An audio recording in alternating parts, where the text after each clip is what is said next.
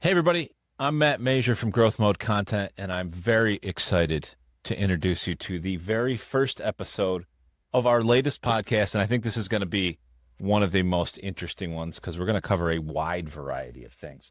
But without further ado, I want to introduce everyone to our host, Marie Adornato. Thank you so much for having me. What we're going to learn here is just so many aspects of, it's not just fashion and what's pretty. But everything that goes into making the beautiful dresses that we have on the wall behind us and in a wide variety of things. So I'm getting ahead of us, but let's jump in. So Marie, tell us who you are. What are you doing here? What's going on? So what's interesting about me is I have a lot of identities. So as many entrepreneurs do in their entrepreneurial journey. Sure. So I'm a mom, right? I'm a wife, and those are my most important jobs, Yeah. right? But Top of the list. yeah, exactly. But in my career, the first identity that people identify me with is the bridal industry. So I've been a bridal store owner in Syracuse for 30 years. Wow. And the name of our store is Spy Baby Bridal. And it is a woman-owned business, and I am the sole owner. I never believed in partners, and I know that a lot of entrepreneurs have partners, and that works for some people. And actually, my husband is an entrepreneur as well, and he has a partner, and that's worked very well for him over the years. But for me, my feeling is partners are for dancing only. I like that. And and I know that that's not the sentiment of everyone, but for me, it's worked for 30 years. So I have that identity. And then I also am a designer. So about 8 years ago, I decided that I wanted to have the freedom to service my brides the way that I felt they needed to be serviced, where in the industry, what we saw was the industry manufacturers, the larger manufacturers, were kind of streamlining styles. They weren't offering customization. They weren't offering things that could be changed on a dress that would allow the dress to be the bride's own. Sure. And so at that point, I said, I really want to have a freedom to service my customer the way they deserve. This is a very special day. Yeah. And, one of the things through, being in business for so long that you realize you talk to your customers, you learn a lot about them.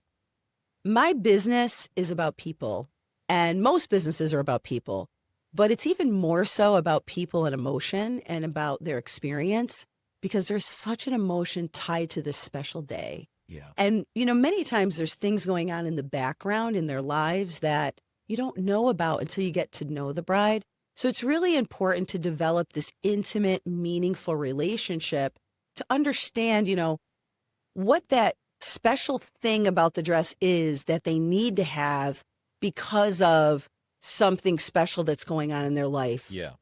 So being able to service the customer the way that I felt they deserved became really the driving force for Adornato Couture, which is Oh, wow. the bridal collection that we do sell to retail stores throughout the country.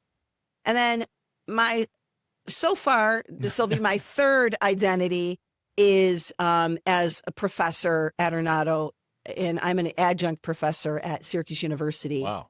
In the entrepreneurship program, in the Triple E program at Whitman School of Management, which I absolutely love. So you're not just kind of living it, but you're immediately passing on those lessons to the folks the young people that want to do this as well. Well, that's what people say to me, but in reality, I'm learning from the students.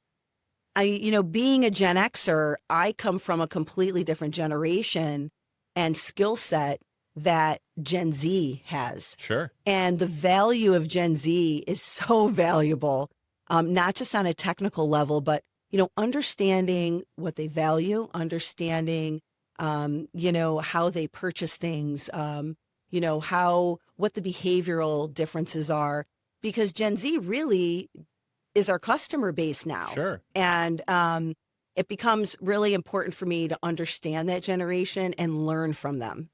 I love that. That's brilliant, really. As you talk about your different identities, how they feed into each other and sustain each other, really. I think is really interesting and brilliant how you've pieced together these different pieces. Let's go back to where you started in the bridal business. You know, you said you've been in business, you've had a shop for 30 years. Mhm. Now I know where it is currently. Is it the same shop? Have you been in the same location? So no, so I actually bought the building that I'm in about 11 years ago. Okay. And prior to that, I was for about 15 years in Armory Square, which is Okay. another Yep. historic area, which was a mile down the road. Prior to that, I started in a little triangular shaped space that was the old Burn building, which was right across the street from Dinosaur Barbecue. Oh, wow. So I have always been doing business within a mile of each Yeah. location in downtown Syracuse, which is the heart and soul Sure. of our upstate New York area. That's incredible. So, you know, what even drew you to this? What 30 Well, years ago, why'd you like, I'm it's gonna open really a dress shop. interesting. You know what? Where did that come from? That's a great question because it actually all started by accident, Okay. to be honest with you. So I'll go back to college. I went to school at RIT and graduated a little bit early. Got my real estate license, started working in real estate for maybe about a year or so while I was making a decision whether I was going to go to grad school or whether I was going to pursue helping my mom with her business was DeWitt Bagelry. Okay. So she had bought the bagel shop and we were expanding the locations. While I was in college, I helped her build the second one. And then we were working on the third one when I graduated. So I was kind of at a crossroads where, I was like, hey, do I go to grad school and move away and, not help her in the way that I had been, wanting to? And then, or do I just stay here? And, Yeah. my dad, he was a neurosurgeon and brilliant individual, not only in medicine, but in business. And he said, Marie, there's a 11-month MBA program at University of Pittsburgh. And he said, why don't you just go away for 11 months, go get the MBA and come back. And that was the best piece of advice Wow. because without my graduate degree, I wouldn't be teaching right now. Sure. I wouldn't be teaching at the collegiate level. So that's what I did. My dad was a really amazing father, but also an amazing mentor in business. So everything that I learned, I really learned from him.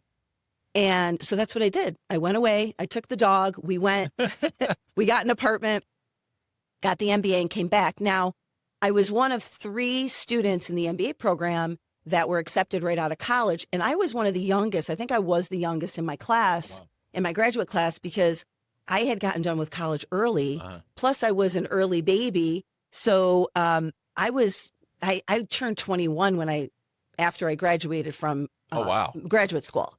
So here I was, this young person, went to graduate school and, got done with college early, came back to Syracuse. And it's funny because the original plan was not to come back to Syracuse, and the whole bagel company was not a plan either. The original plan was to work at a Fortune 500 company and Okay. basically run one eventually. Sure. But then when I realized we went to all these career fairs when you're in grad school and undergrad, I would walk into a career fair and there was all of these people around me, all of these students in black suits or gray suits or navy blue. And here I was in a red boucle jacket with lined with pearls.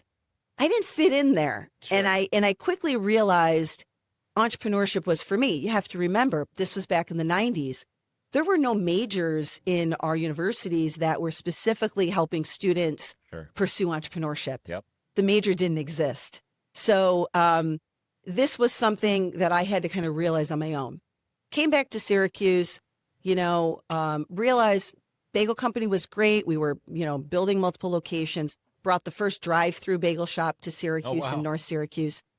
But it wasn't enough for me because in the meantime, I was competing in the Miss America program and I was earning scholarship money and I loved dresses. I had always grown up around, couture dresses. My parents were always going to special events because my dad was a physician.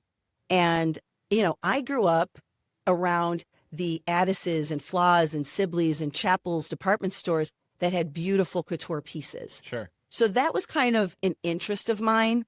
So I realized, I said, why don't I take my business education along with my passion Yeah. for dresses and put this all together? So I created Spy Baby Boutique. It was just a fun hobby type of a job. Okay. I started carrying prom dresses. So we started like evolving Gotcha. from clothing to dresses. So what happens is in my industry, when you're carrying prom dresses, those manufacturers also manufacture bridal as Okay. well. So the sales reps, it's in their best interest to not just sell you one collection. They want to sell you on everything. Sure. Right. Well, I was young. I was easily swayed Yeah. and encouraged to get into bridal. I was like, okay, I guess we'll try it. Sure. So it was kind of by accident, that happened. And that's when I really deeply got into, prom, bridal, special occasion wear. And that's where it all started. Gotcha. Damn. That's it's incredible when you find those things. You hear people give that advice, do something you're passionate about and try to make that your career. And that's a challenge for a lot of folks. But coming at it with the background that you have, with your education and obviously your, I would say, real life experience just in the family working in businesses and things, it's cool to be able to turn that into something. So here we are 30 years later. Do you regret it? Do you hate it? Do you still like the industry? How does that feel?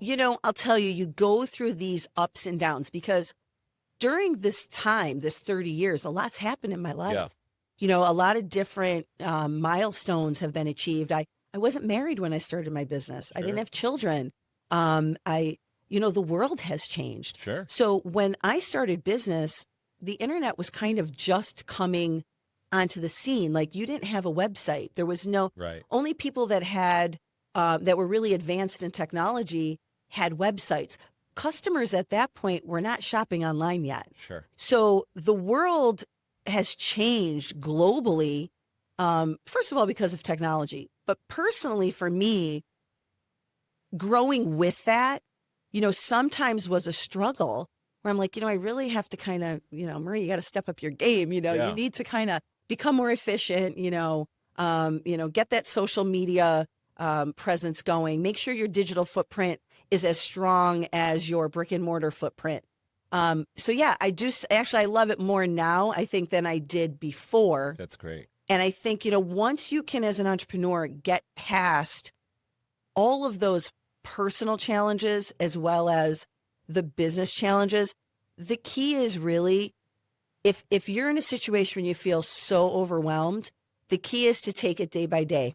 Yeah. And then when you get to that point where you're comfortable doing that, if anything that I did today gets me further than what I was doing yesterday, then I know that I'm on the right track. So once you get to that point where you feel like, okay, I'm now above water and I can handle this or that, then you start moving on, to other things. But I think sometimes we try to do everything at once. Sure. And it's great to have, a plan on where you would, all of these different facets of your life where you'd like to be. And I think it is harder for women than it is for men. And I say this because we are just expected to do so much. Mm-hmm. We are expected to be so much. And the thing is, whoever you are today or whatever you're doing today is enough.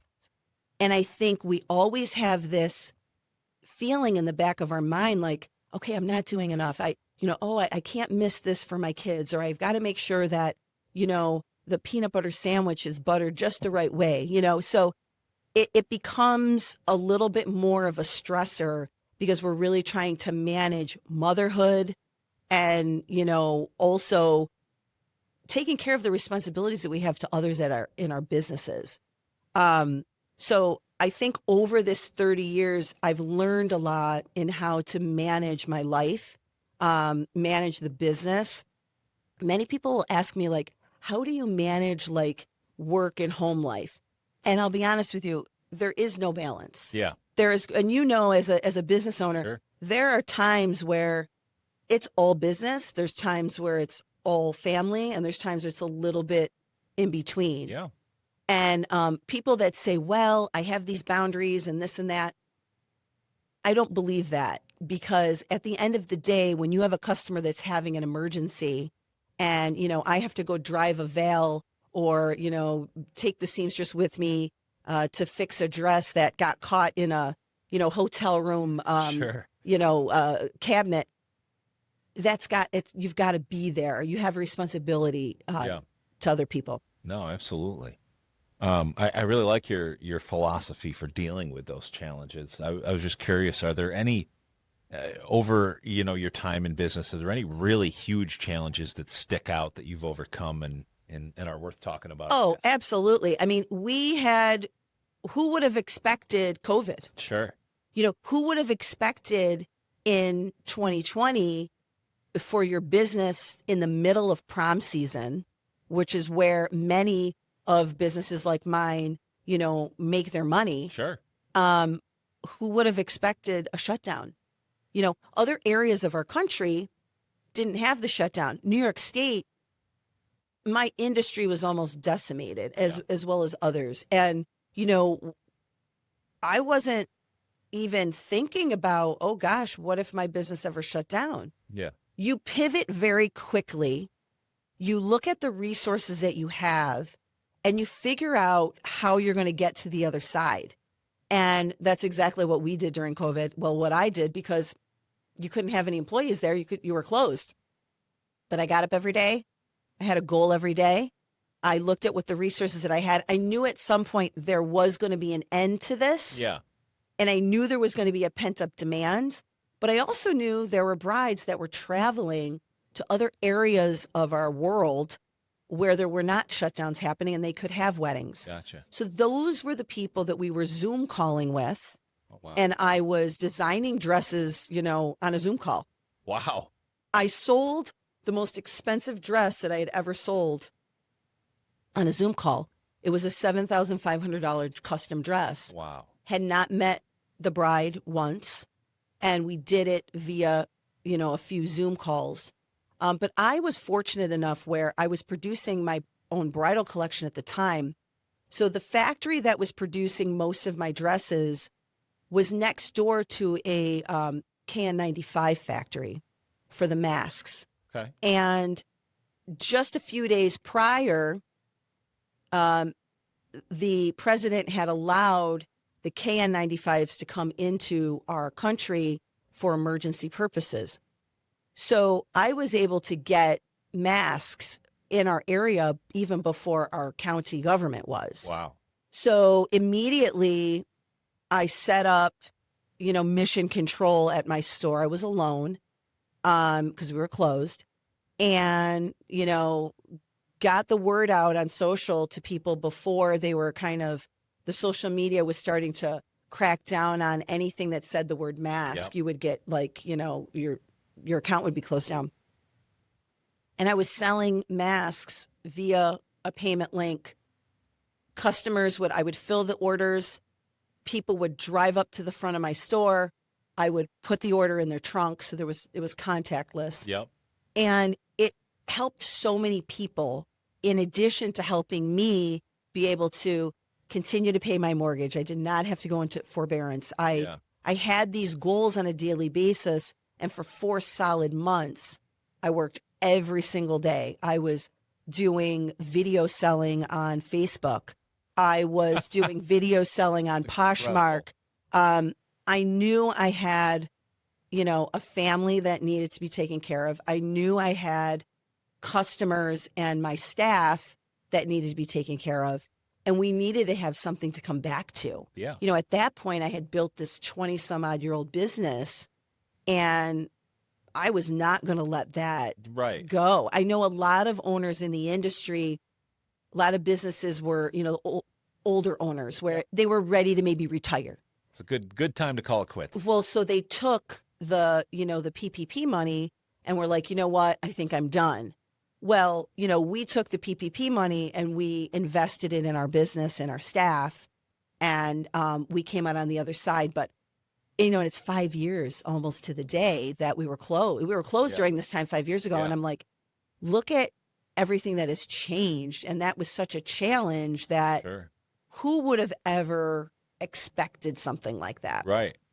The other thing out of transparency that happened to us shortly after we moved into our new building, that was a big, challenge for me, was we got audited by the state. We had a sales tax audit.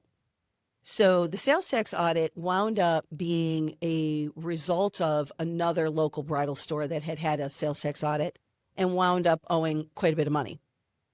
So one audit leads to another, Oh, which led to me. And it was a very short audit. Thankfully, we had everything in order. But when you're going through something like that, and you're like, well, I do everything above, book, and I right. do everything by the book. I'm doing it, I'm doing everything the right way. Why are they targeting me? And, I knew nothing about how all of this worked. Yeah. So then you have to bring on an accountant, another CPA. You got to bring on a lawyer. You got to bring on all these people. And you really need to be fighting for your business full time until it's over. And you have to have another team of people, and you have to have the finances to be able to run it. Yeah. So, I mean, I actually took out a loan to be able to staff and be able to hire people to run the business while I was, for the short term, fighting for my business, which to me means fighting for my life. Sure. Sure. That's incredible. But it's also, I just love to hear how, people adapt, and I think you're absolutely right when you said, we knew that folks were going to come back and there was going to be this pent up demand. And I'm just a little curious, how did that work as you were coming out of that? When people started buying dresses again, was it like a floodgates, or was it still a very slow kind of, I don't know, rebirth or back to business, whatever we want to call it? Well, what I did was, while we were closed, I made an effort to make sure that I contacted and stayed in touch with every bride, because some of these brides, they were in the middle of alterations. Uh-huh. And so my seamstress was the one person who was never put on unemployment. She was paid and she was working from home. She was working through this period, because we had to make sure that everything was completed in time for these events to happen. And we didn't know, were they going to have a smaller micro wedding in their home with 10 people or less? Right. Where they were still going to need the dress? Were they going to go out and do photos in an outdoor setting? What was happening with those that were already in the midst of alterations? So I made sure that I stayed in touch with everybody so that we were flexible and had the product ready to go in the event that there was an issue with time. And then as far as people who were shopping for future, many people at that point, were pushing weddings out another year at least. Gotcha. So some of those people did not have their dresses yet. So we did have this pent up demand where, we had a lot of people coming in, and like, they were unsure too. So they're like, you know what, I think I'm going to shop now. I want to make sure that I have what I need. And primarily they were buying off the rack, because special orders take 6 to 8 months for delivery, and nobody really knew what was happening in 6 to 8 months. So we saw this huge influx. And then literally within 2 months after we reopened, it was like we saw this huge drop. Wow. And I think that was because of a few things. We were still in this shutdown mode. Sure. Like, I know hair salons were still, shut down. There were different industries that were, and that really affected plans for future events. Yeah. In addition to that, we had an engagement gap. Nobody was able to date. Yeah. They were all stuck at home. Right? So this huge engagement gap happened for about 2 to 3 years. And we're now 5 years later starting to see people having events again, big weddings again, people dating, and life now is a little bit more of that normal, as you might say. So, people think, oh, you open your doors and it's going to all come back. It was a struggle for a lot of businesses. Yeah. And the reality is about entrepreneurship and owning your own business, you don't know what's going to happen from day to day. I mean, it could be a holiday and your customer, has something that crashes, and it's like, you got to be there. Yep. So, really you have to have the grit, you have to have endurance, and you have to be committed 110%. Yeah. And the family needs to understand that too, because there's going to be situations where work's going to have to take precedence over family and vice versa. Gotcha. So Marie, let's talk a little bit more about the shop itself. Spy Baby Bridal. I got to know first and foremost, where does Spy Baby come from? That's such a great question. And I'm so glad you asked because I love sharing the story. So, back when I came back from my master's program in Pittsburgh, I needed a vehicle. And, of course, after college and you've driven a Pontiac Sunbird for all these years. And now you want you've got your job and you want to have like a nice car, right? Yeah. So my first car was a Mitsubishi Eclipse Spider convertible. Okay. It was white with a black top, and everybody in town knew it was me because I was the only one that had it. Right. It was a really awesome car. So I named it. Guys can name their cars. Why can't I name Absolutely. mine, right? So I named it Spy Baby. Okay. Now, this was before I had my store. This was before any of that. And when I decided to open the boutique, I'm like, I need a fun name. And I was driving the car and I was like, let's just call it Spy Baby Boutique. I go, what does Apple have to do with computers? Sure. So let's do that. And people would never forget It's a me. fun name. And they haven't forgotten me since. So That's awesome. That's awesome. You need a mural of the car somewhere in the shop, yes. memorialize it forever. What makes your shop so special? I mean, they got all these shops you see around town and at the mall and all these places. Why would somebody want to come to Spy Baby? So there's so many things that make it special. But first of all, I always say my staff and the level of service that they give to the customer makes it truly special. We have a very special synergy with the team at Spy Baby Bridal. And, yes, I'm the leader. But there are certain values that, we have in place. The two things that I've realized in life, and not just in business, but in life, that people look for, they want to be valued and they want to be included. And with our customers, we treat them with a respect that is really much more of a near and dear type of a respect, where we don't just appreciate them. They become part of a legacy with us. And we call them legacy customers when we've got families that have, multiple siblings that come to us, or, Sure. mother-daughter situations like that. So really what makes it different is that intimate experience and that level of real care with the entire experience, because, a lot of times there's a lot of emotion going on, and it can be happy emotion. It can be nervous emotion. It can be, upset emotion, where, we've dealt with situations where, dad just passed away, mom just passed away, or mom's not here to be with the bride on this special day. And, there's many times where we serve as, we're not a replacement, Yeah. but we serve as that person to be there for them in a way that's above and beyond a business relationship sometimes. Sure. And, dresses, we have so many of them, right? And the dress is the vehicle that gets us to creating the experience for the bride.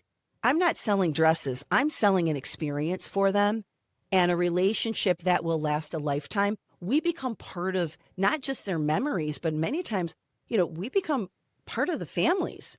And we're the go-to place when someone else in the family is having a wedding, or, needs a dress to go to a wedding or for prom. That special relationship becomes, much deeper and much more important than just, you're the customer, I'm selling you a product, and, see ya, and I'll never see you again. Right. And that's, I think, why we've stayed in business for so long, because when the customer walks to my front door, the amount of work that we do ahead of time to get to know them, to understand them, to understand their values and how they want the wedding to look, we spend a decent amount of time doing that. So by the time they get to the front door, the question is, which dress am I buying? Not, am I buying a dress here today? Sure. Because we've already established this real strong relationship. And there are times where people have every intention of purchasing the dress, and maybe they just, don't find the exact style that they're looking for, or they don't have time to wait for a custom design from us, and they do wind up buying somewhere else. And that's okay too. Yeah. We've developed these relationships with people where the experience was so special that they always come back for other things or refer us Right. to other people. But one of the things that makes us really special, especially with prom, I have teenage kids, so I understand what a special time this is in their life.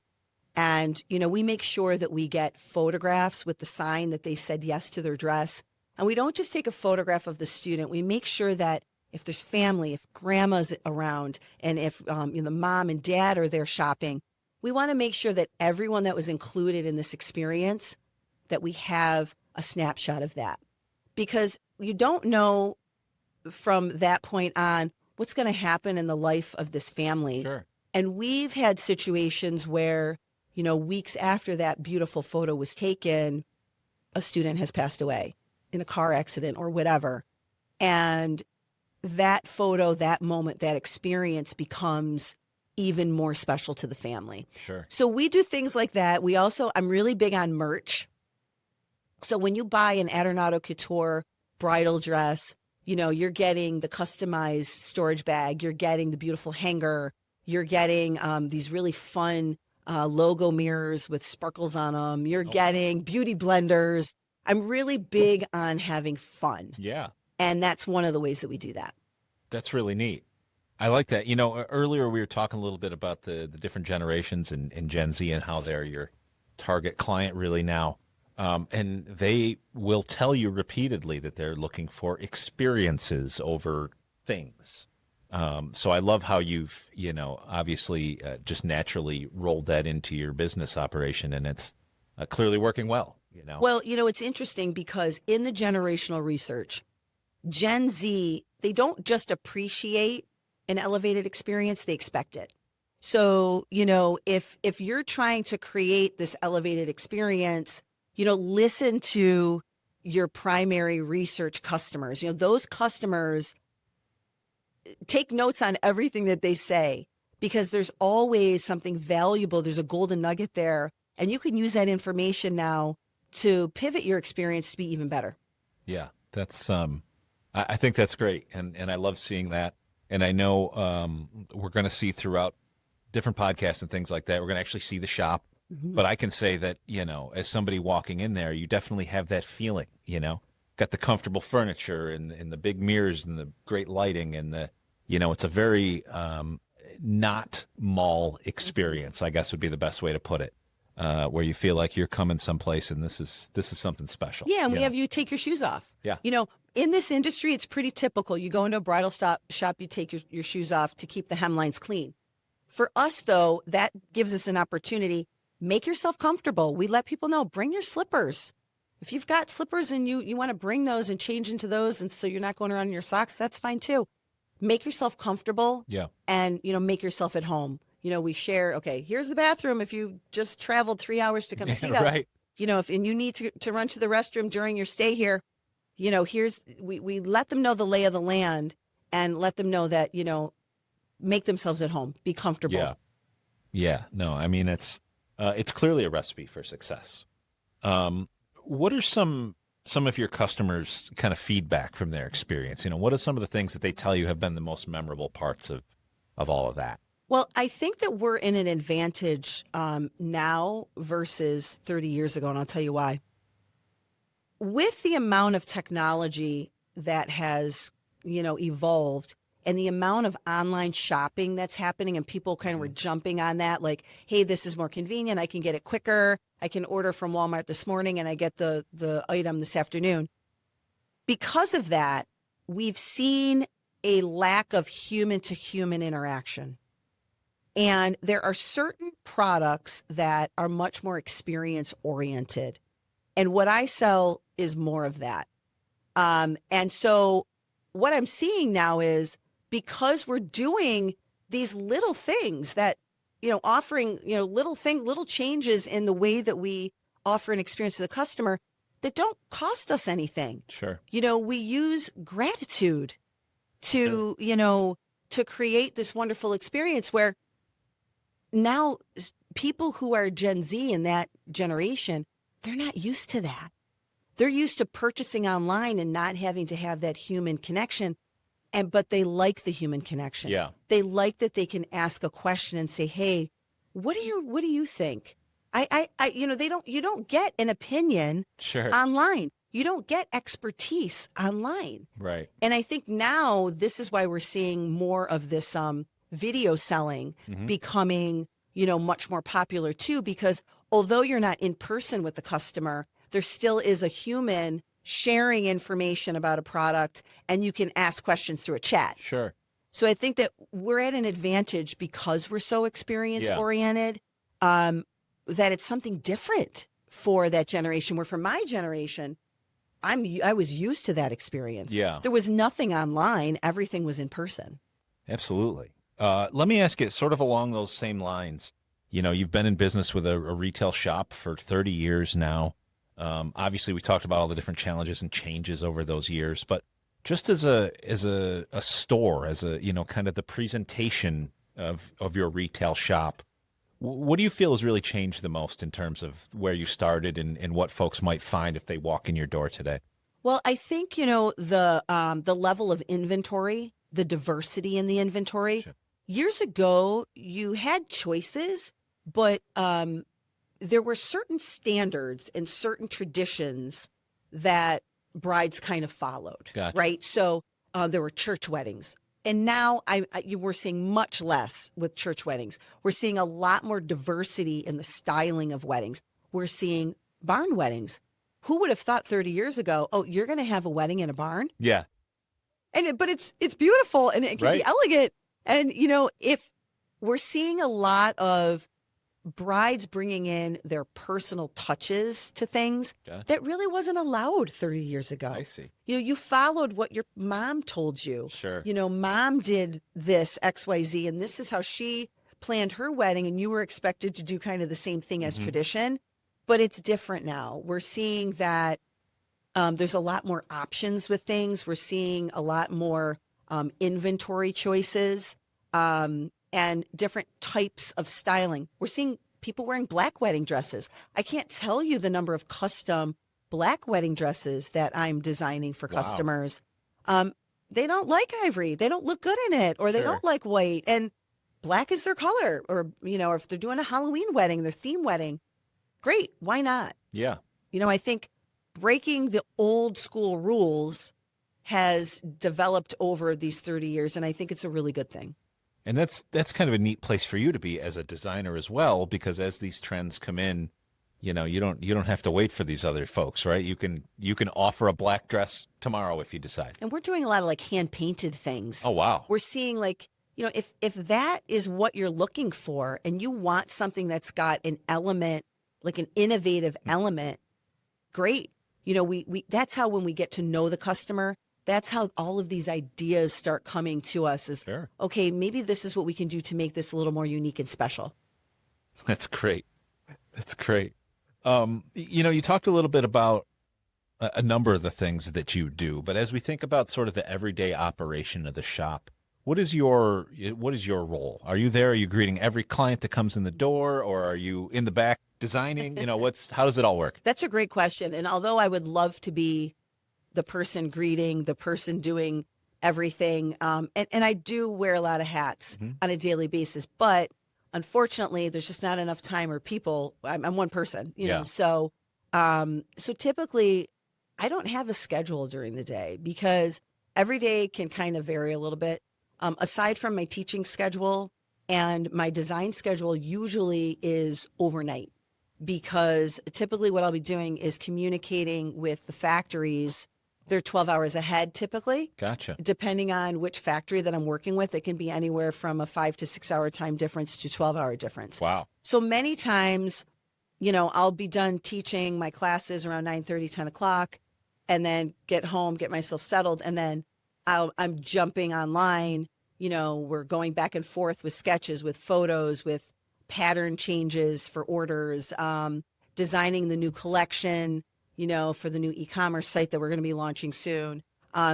There's just a lot, whatever has to be done, although you can try to plan, there's times where an opportunity comes up kind of quick and I have to be able to quickly jump on it, especially like industry shows. Like if I have an opportunity to do an industry show that I didn't show at previously and it's kind of coming up quick, I'm always one of those that I set myself up in a way that I can move quickly to adjust quickly. And I make sure that we have the resources in the store to accommodate customers quickly too. Gotcha. That's probably a never-ending cycle, right? Of It is. adjusting and filling and all these things. But that's life, right? I mean, Yeah. as entrepreneurs, you're not on a schedule. You can try to schedule as well as you can. And maybe you can schedule for a month or 2 months, but then all of a sudden that schedule changes. It's just like, making a commitment to go to Pilates 5 times a week, right? So I started doing that. I was having a lot of back problems. Menopause is something that nobody talks about. And once you hit it, literally, it destroys your body for a period of time where you're like, okay, what's happening here? I can't walk, and I had to make that commitment. I'm like, okay, I need to go to the chiropractor. I need to do this physical education and all of this. And, for a solid 3 months, while I was a little quieter in the bridal world and while school was kind of off during Christmas break, I was like, okay, well, now this is the time to focus on going to Pilates 5 days a week. Well, now I may be down to 2 to 3 days because now we're in crazy season with prom and starting with bridal alterations. And so you can try to plan as much as you want, but you have to make your life flexible enough and your mind flexible enough to allow you to pivot. Gotcha. Wow. Marie, one more question before we move on. I want to ask you about the shop. When somebody comes in and they're shopping around, what is sort of the biggest factor or the biggest thing that you need to do to help them make that decision and walk out with a dress? Well, it's a process. And the first thing that we do when they make their appointment, we ask a series of questions. And those series of questions are strategically designed in a way where it's going to give us a lot of information because sometimes the customer doesn't even know what they want. Sure. So this allows us to help them figure that out. Our job is to guide them. It's not to sell to them. We shouldn't need to sell to them. Sure. With the amount of expertise that we have, with the amount of information that we're gathering from the customer, that information is enough for us to curate a collection of maybe 4 to 5 pieces. So when the bride comes in, she's not overwhelmed in a sea of dresses. Sure. Many stores will say, okay, here's all the dresses. Go ahead and take a look through. They're in bags. You got to open bags. It's a job. Yeah. I mean, it takes a lot to unzip a bag, Sure. open a bag, lift a heavy dress. You don't want to make it difficult for the customer to do that. Yeah, that sounds like work. It is. And the mothers and the maids of honors all feel like they have to jump in and Sure. zip and help. Our goal is have a seat. We'll take over. And if the bride does want mom in the dressing room, that's totally fine.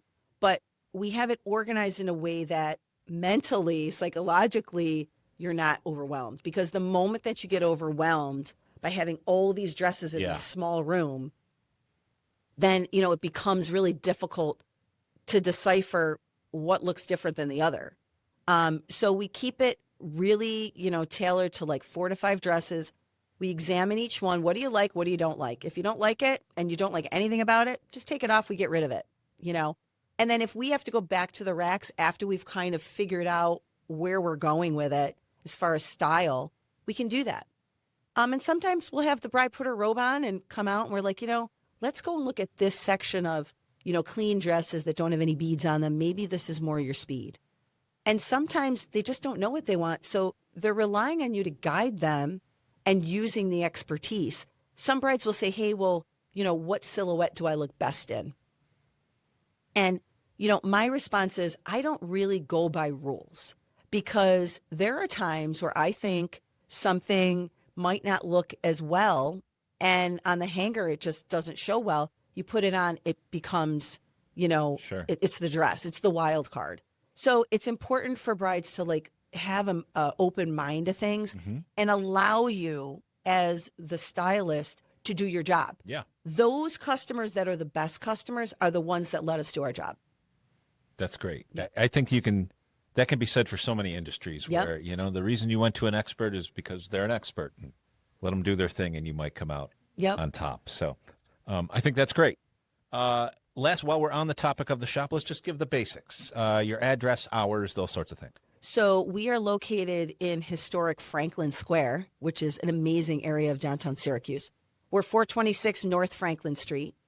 And we are available right now during prom season 7 days a week. We do work by appointment for brides, mothers of the bride, and bridesmaids. Once prom season is over, we typically will close on Sundays and Mondays. So I tell customers, hop onto the website, take a look at the appointment link for the type of appointment you're looking to make. It will share with you days and times that are available. And sometimes we do kind of book up a little bit fast depending Sure. on what time of the year it is. And then always call if there's a question because we can always, take a look and see if we can make special arrangements. Yeah, I think that's great. And it's good to know, like you said, there's some preparation, and, if you can have that conversation even before you step foot in the shop, you're going to end up with a better experience. Right. And I tell which is customers, great. we get walk-ins too, and some people will walk in and say, well, can I just look around? I'm like, listen, you could look around, but the thing is you have no idea what you're looking at. Right. You have no idea, what style it is, what size it is. You really don't know what you're looking at. It's not like buying a pair of jeans. This is a little bit different. Sure. Absolutely. Spy Baby Bridal is the name of the shop. Check it out downtown Syracuse. It's the gorgeous shop. Great, like you said. Awesome location. Really cool place. And with that, we'll be back with more in a minute.